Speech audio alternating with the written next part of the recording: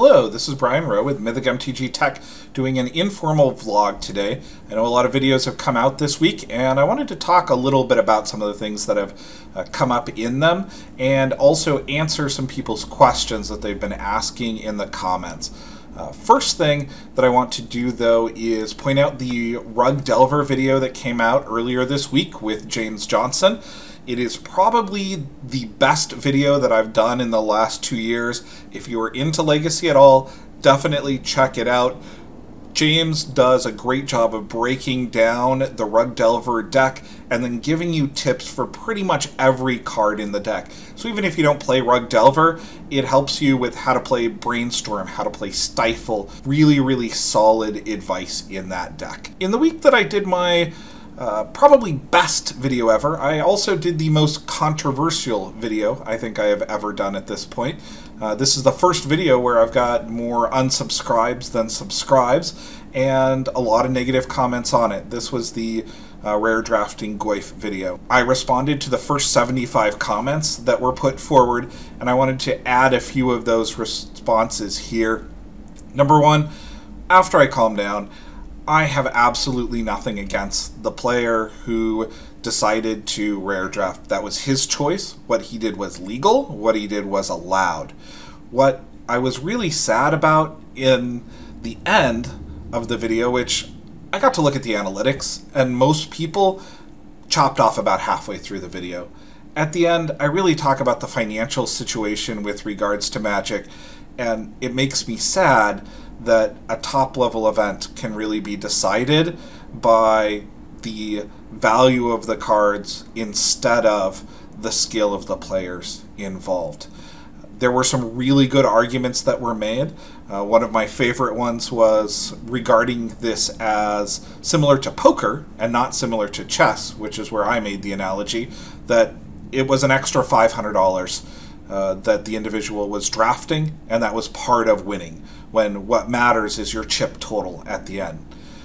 Also, I completely see the point now that he viewed it as a way to get to future Magic tournaments, and we need to do a better job supporting our Pro Tour players. The fact that the largest Magic tournament in history had such a small prize pool and such a small incentive to make the best strategic choices is really kind of sad. Millions of dollars were made that weekend. I personally know people who made tens of thousands of dollars trading and selling cards there. The reward, though, should also go to the amazing players, and I think we're undervaluing our players, especially those who grind, work really hard, and are about to make it onto the Pro Tour. So anybody who would make the choice to grab the card so they could play more Magic, I understand that, and I support that choice, now that I've had some time to think about that more. There were a lot of questions that were also brought up in regards to that particular video and speculation videos. Why do I do speculation videos? Isn't there a big conflict of interest here? The reason that I do speculation and investment videos is that I want the game to be affordable to more people. Now, I know that sounds a little bit weird because if people buy out too many of a card, it does drive up the price for others. But when I was a kid, I didn't have very much disposable income. I spent a lot of time trading, and it was the way that I was able to afford the game. When I was an undergrad, I had a job through the school teaching chess, teaching reading, teaching math. It didn't pay very much at all. In fact, I spent a lot of hours working for almost nothing doing that. Very rewarding job. It's similar to what I do in my day job as I work at a nonprofit. But I see the financial aspect as a way that individuals can trade, can get into the game at a reasonable price, avoid getting burned during trades, and improve their own collection. It is a way to help each of us afford the game. I trade because I want to improve my collection and I want to be able to play different formats, and I hope that people are able to learn from the financial videos when is the right time to buy things and when is a good time to sell things so that they can afford the hobby also. On that financial side of things, I would definitely check out MTG Stocks. There's a lot of weird things going on in Magic Finance right now. There is clearly some buyout speculation things going on that you don't want to get caught on the wrong side of. So MTG Stocks has a list of what has increased in value in the last day and the last week, and these are things to look at very closely. Bloodmoon right now is a roller coaster ride. It is nuts what has happened to the price. Before Modern Masters, $20-30. Modern Masters comes out, it's not in it, we're up to $85. That's crazy. This will be reprinted at a rare level. This is a staple card in Magic. It's a card that's needed by lots of people in order to play Modern. Do not buy these now unless you absolutely need them for a deck. Wait until we see a reprint. Hopefully they make it into a dual deck or something very soon, because this price is crazy. We have a lot of slow growth on cards, which makes sense as cards are played more, and then we have crazy prices like this that are just outlandish. The next thing that I'm going to talk about may not feel super Magic related, which is a book that I'm reading currently. This is the first time I've read it, The Name of the Wind, but it has something in it that really stood out to me, and that is this idea of putting your mind into Heart of Stone. When I was a kid, I went through some counseling. I did not interact really well with other kids. Making friends was not the easiest thing for me. But one of the things that came out of that counseling was a very similar drill to what they're talking about in Name of the Wind, where you calm yourself down and you refocus yourself intellectually so that you can put forward the best logical responses to what you're dealing with in an emotional situation.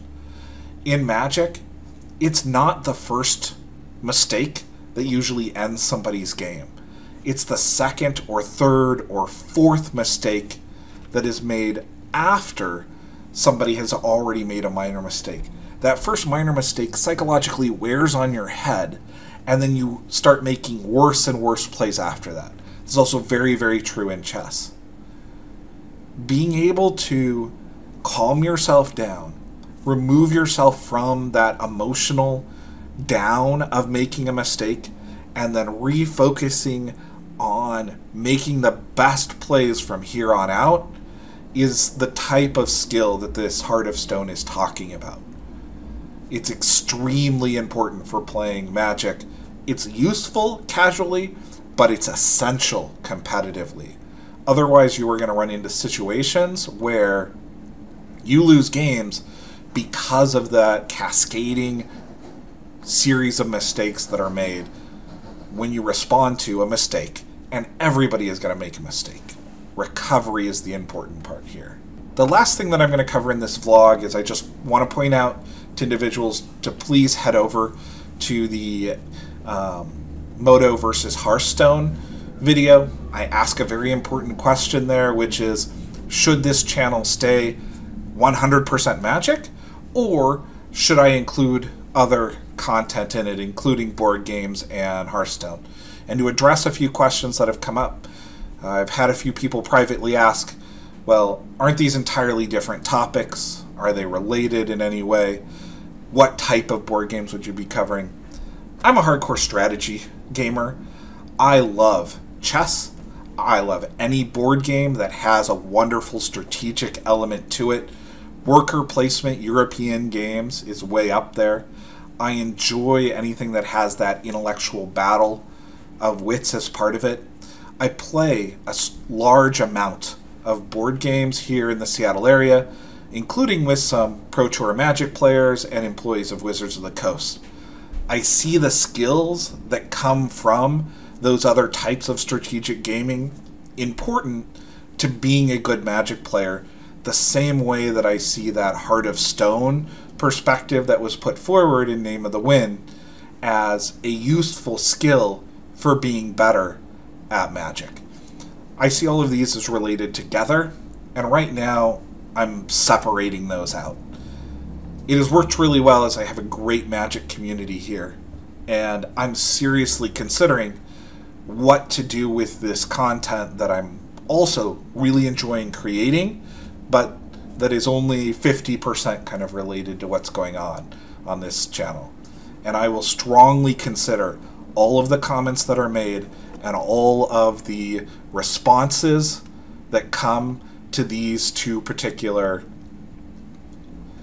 questions that I have asked here over the other types of content. So if you've got any comments, please leave them over there. Thank you guys so much. I've had a lot of fun this week putting out all this content. I've got some great content coming next week. I am working on a speculation investment video.